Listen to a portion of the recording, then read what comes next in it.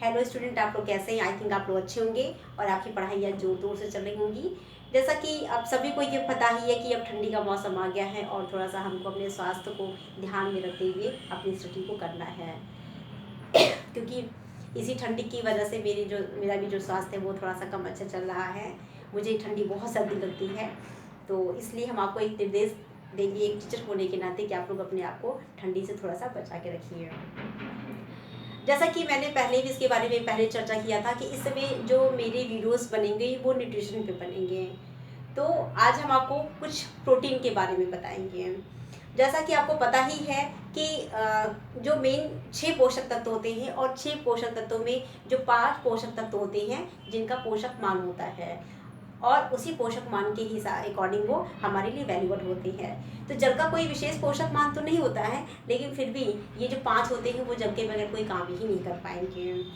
तो ये जो प्रोटीन का सबसे पहले इसकी खोज 1838 में डच रसायन शास्त्री मुल्डर ने किया था और प्रोटीन को हम निर्माणात्मक तत्व के नाम से भी जानते हैं। और ये जो प्रोटीन शब्द है, प्रोटीन जिसको आप जानते हैं, आप लेते भी हैं अपने भोजन में, तो ये ग्रीक शब्द से प्रोटिया से बना है जिसका अर्थ होता है प्रथम स्थान ग्रहण करना। तो इस तरह से आप प्रोटीन को जब अपने भोजन में ऐड करते हैं तो डिफरेंट टाइप के उसको कई रूपों में उसको लेते हैं।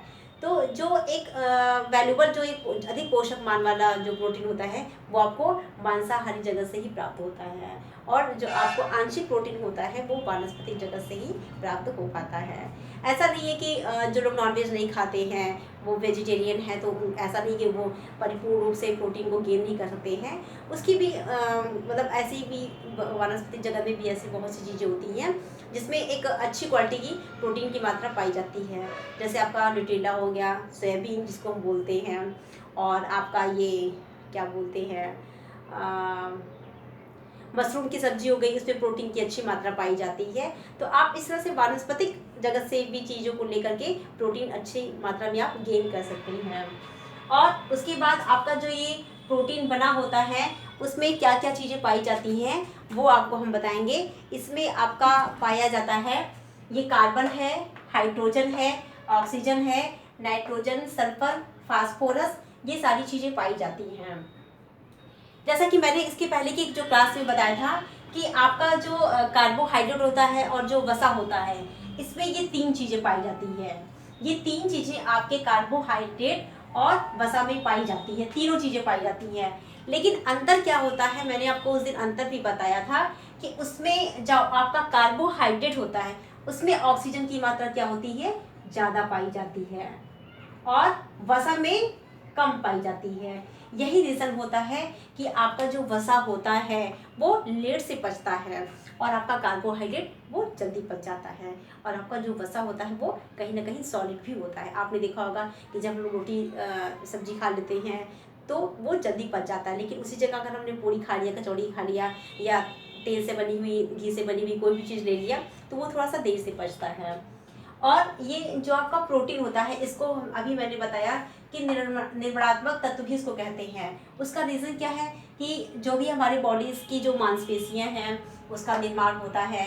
आपकी बॉडी में हार्मोन्स निकलते हैं, हार्मोन्स की वजह से हमारी बॉडी में बहुत चेंजेस होते हैं। जैसे आपने देखा होगा मेल और फीमेल में जो डिफरेंस होता है वो भी हार्मोन्स की वजह से ही होता है। और उसके बाद ये जो आपके बाल निकलते हैं ये भी ज़्यादा कम होगा, ये हार्मोन्स की मात्रा के पे डिपेंड करता है। आपकी बॉडी में बहुत से एंजाइम्स होते हैं, एंजाइम्स की क्रिया जो अम्ल क्षार से होती है उसकी वजह से ही हमारे बहुत उसमें शरीर के अंदर क्या होते हैं कि उसमें बहुत से चेंजेस या उसमें बहुत सी क्रियाएं होती हैं। और ये आपका जो रक्त का थक्का जमाने में भी प्रोटीन कहीं ना कहीं सपोर्ट करने का काम करता है। तो जैसे आपने देखा होगा कि प्रोटीन मेनली जो है कोशिकाओं की टूट फूट की मरम्मत के लिए, ऊतकों का निर्माण करने के लिए, मांसपेशियों का निर्माण करने के लिए आवश्यक होता है। लेकिन आपने देखा होगा कि जब हमको कहीं अगर चोट लग गई, मान लीजिए हमको कहीं चोट लग गई तो उसकी भरपाई करने के लिए भी प्रोटीन की आवश्यकता होती है। क्योंकि भरपाई कहाँ होगी, जैसे मान लीजिए कि किसी को चोट लगा या एक्सीडेंट हो गया तो वो प्लेस यानी कि वो मांसपेशी क्या होती है वहाँ से हट जाएगी, तो उसको रिकवर करने के लिए प्रोटीन की आवश्यकता होती है। और उसके साथ ही ये चीज़ें आप नोट कर लीजिए। फिर आपको हम बताते हैं कि जो ये प्रोटीन होता है इसको हम 3 भागों में बांटते हैं। प्रोटीन को हम कितने भागों में बांटते हैं? 3 भागों में बांटते हैं।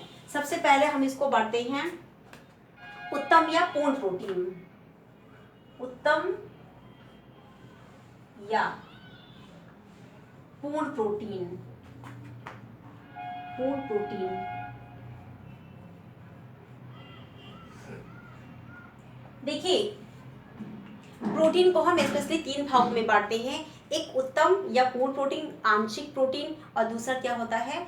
अपूर्ण प्रोटीन। तो जो ये उत्तम और पूर्ण प्रकार की प्रोटीन होती है, ये इसमें क्या होता है कि जो 10 अनिवार्य एमिनो एसिड होते हैं वो इसमें पाए जाते हैं। और ये जो उत्तम प्रकार की जो प्रोटीन होती है स्पेशली प्राणी जगत से पाई जाती है। जैसे प्राणी से आप क्या लेते हैं? आप